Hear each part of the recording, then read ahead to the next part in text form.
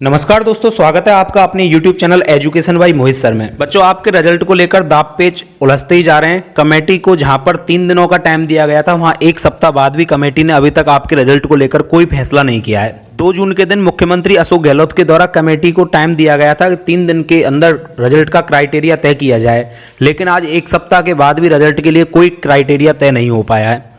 अब actually committee भी एक उलझन में है कि आखिरकार मार्क्स का जो आधार है वो क्या बनाया जाए, किस आधार पर मार्क्स दिए जाएं। मेन समस्या यहां पर यह उत्पन्न हो रही है कि बच्चों को यदि 11th के आधार पर मार्क्स दिए जाएं तो 11th में भी उनको प्रमोट किया गया था। अब सिचुएशन ये कि आपके जो स्कूल थे वो 2-2.5 महीने के लिए खोले गए थे।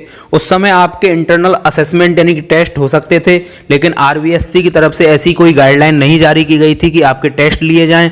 तो इस वजह से इंटरनल असेसमेंट का भी हमारे पास कोई रिकॉर्ड नहीं है, जबकि सीबीएसई ने एक काम यह अच्छा किया था कि उसने इंटरनल असेसमेंट लिए थे। इस वजह से वो रिजल्ट का आधार उनको बना सकता है। एक्सपर्टों के पास केवल 2 फॉर्मूले बचे हैं जिनके आधार पर आपका रिजल्ट तैयार किया जा सकता है।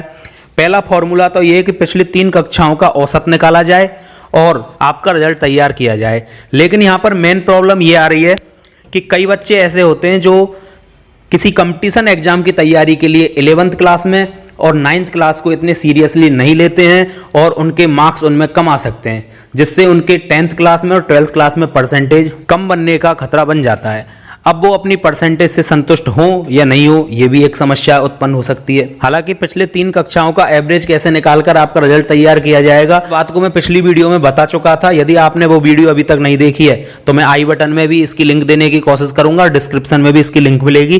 पहले आप ये वीडियो जरूर देखें, जिससे हो जाए किस तरह से आपका रिजल्ट बन सकता है। अब यहाँ पर दूसरा फॉर्मूला जो निकल के आ रहा है आपके रिजल्ट का, वो ये हो सकता है कि सरकार को मार्क्स देकर ही स्टूडेंटों को प्रमोट करना पड़ेगा, अन्यथा आगे एडमिशन में मुश्किल आ जाएगी।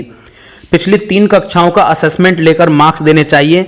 10वीं के स्टूडेंट को 8वीं बोर्ड और 12वीं के स्टूडेंट को 10वीं बोर्ड का मार्क्स का अनुपात ज़्यादा रखना चाहिए, क्योंकि 8th क्लास में बोर्ड की एग्जाम होती है तो बच्चा उसके परफॉर्मेंस के आधार पर उसका रेशो बढ़ाना चाहिए, और 12वीं क्लास के बच्चों के लिए उधर बोर्ड की एग्जाम 10th क्लास होती है तो उसका रेशो बढ़ाना चाहिए। यहाँ पर 9th और 11th का क्राइटेरिया थोड़ा कम करने की बात की जा रही है। अब यहाँ पर 12th क्लास के बच्चों के लिए एक बात निकल के ये और आ रही है कि यदि इस तरह से 12th क्लास के बच्चों को पास किया जाता है तो आगे चलकर वो कॉलेज में जब एडमिशन लेंगे तो उनको कॉलेज में एडमिशन लेने के लिए कॉलेज के लिए प्री टेस्ट होना चाहिए। कॉलेज में प्रवेश के लिए एक प्री टेस्ट का आयोजन किया जाए। कंप्लीट राजस्थान के लिए एक प्री टेस्ट को आधार बनाया जाना चाहिए। इसी के मार्क्स के आधार पर कॉलेज में प्रवेश होना चाहिए। जो बच्चे राजस्थान से बाहर प्रवेश ले रहे हैं वहां पर भी इसी प्रकार का प्री टेस्ट होना चाहिए।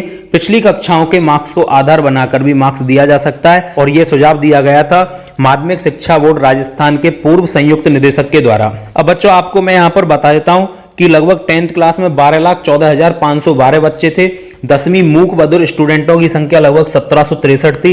10वीं वोकेशनल में स्टूडेंटों की संख्या 48,846 है। प्रवेशिक परीक्षा में स्टूडेंट 8,355।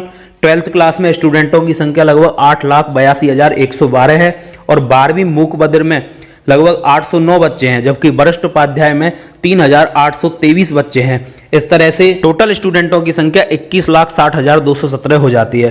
तो बच्चों, यहाँ पर 2 फॉर्मूलों पर पूरी तरह से विचार किया जा रहा है, जिसमें से एक फॉर्मूले पर मैंने आपको वीडियो पहले ही बनाकर बता दी थी, और दूसरा फॉर्मूला जो मैंने आज आपको बता दिया है, इसमें आपके 12th वालों के लिए 10th की परसेंटेज को हाई रखा जा सकता है, और 10th का रिजल्ट तैयार करने के लिए 8वीं की परसेंटेज को आधार बनाकर उससे थोड़ा सा क्राइटेरिया बढ़ाकर नंबर दिए जा सकते हैं। बच्चों, वीडियो यदि आपको पसंद आई हो तो वीडियो को लाइक करना, शेयर करना और चैनल को सब्सक्राइब करना बिल्कुल भी मत भूलना। मिलते हैं ऐसी ही अपडेट के साथ आपको नेक्स्ट वीडियो में। धन्यवाद।